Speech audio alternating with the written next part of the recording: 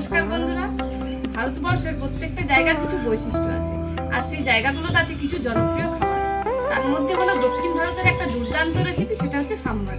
এই সাম্বারের রেসিপিটা ওখানে এতটাই প্রসিদ্ধ যে ওদের পাতে কিন্তু এই সাম্বারের রেসিপি থাকবেই। তাতে টিফিন হোক, লাঞ্চ হোক আর ডিনার হোক, সবকিছুর সঙ্গে এরা সাম্বার খেতে কিন্তু ভীষণ পছন্দ করে। তো আজকে এই সাম্বারের রেসিপিটা আমি আপনাদের সঙ্গে শেয়ার করব ওনাদের মতন করে। তো বন্ধুরা দেখুন, আপনাদের অবশ্যই ভালো লাগবে। আর এই সাম্বারটা যদি আপনারা বাড়িতে বানান, আমি তো বলতে পারি এর সঙ্গে আর কিন্তু অন্য কিছু রান্না করতে হবে না। মাছ, মাংস, ডিমেরও দরকার নেই, আর অন্য কোনো শাকসবজির দরকার নেই। এই সাম্বারের মধ্যে প্রচুর প্রোটিন থাকে এবং অনেক সবজি দেওয়া থাকে বলে খেতেও দারুণ হয়। তো চলুন বন্ধুরা, আজকে এই সাম্বারের রেসিপিটা আপনাদের সঙ্গে শেয়ার করি। আর ভালো লেগে থাকলে অবশ্যই কিন্তু কমেন্টের মাধ্যমে জানাবেন। চলুন তাহলে রেসিপিটা শুরু করা যাক। আজকে সাম্বারে দেওয়ার জন্য আমি কিছু সবজি নিয়ে নিয়েছি। এগুলোর মধ্যে আপনারা কিছু আবার অ্যাডও করতে পারেন, আর ইচ্ছা করলে কিছু স্কিপও করে দিতে পারেন। আর সজনে ডাঁটা কিন্তু সাম্বারে লাগে, কিন্তু বন্ধুরা আমার কাছে সজনে ডাঁটা এই সময় নেই, তাই আমি দিতে পারলাম না। সাম্বার বানানোর জন্য সবজিগুলো কেটে নেব।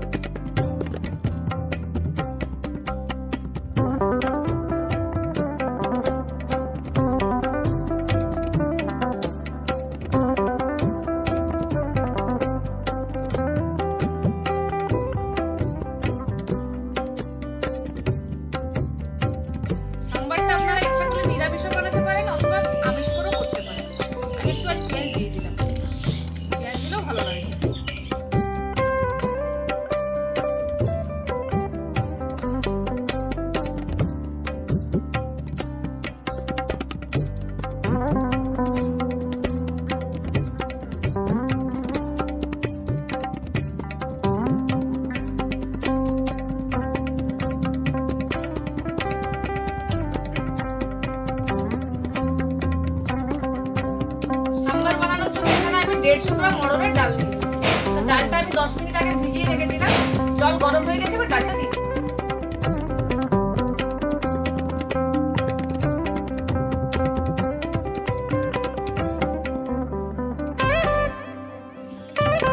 এবার ঢাকাটা লাগিয়ে আমি চামচে ছিটিয়ে দেব।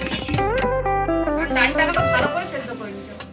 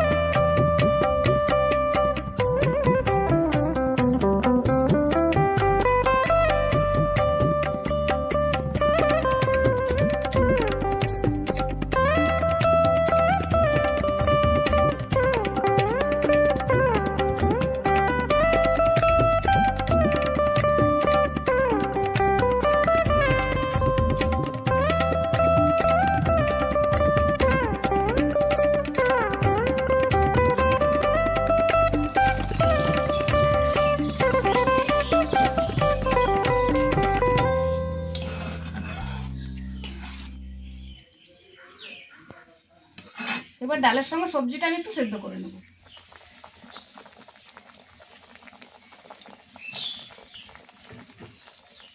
সবজিগুলো ডালের সঙ্গে ভালো করে সেদ্ধ হয়ে গেছে। এবার যে তেঁতুলটা ভিজিয়ে রেখেছিলাম সেটা আমি দিয়ে দেবো।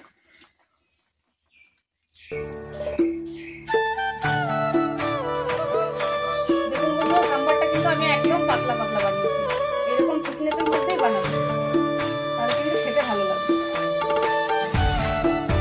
চলুন, হয়ে গেছে। এবার আমি ছোটে নেব। একটা ফ্রাইং প্যান বসিয়ে নিয়েছি, এবার তেল দিয়ে দেবো।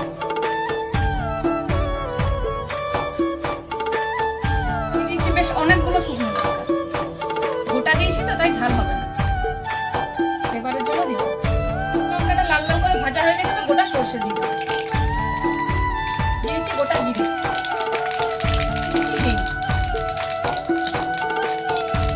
এবার কারি পাতাটা দিয়ে দেবো।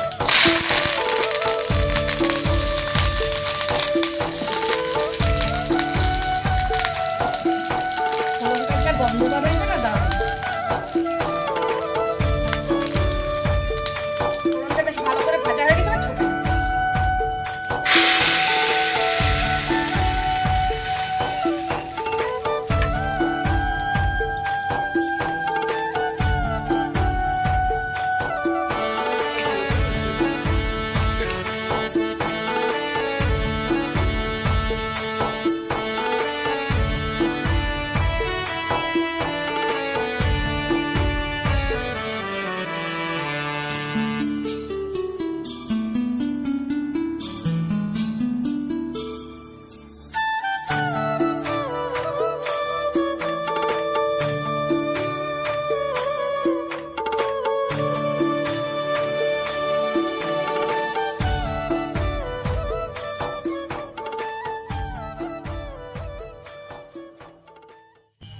কেমন লাগছে বাবা?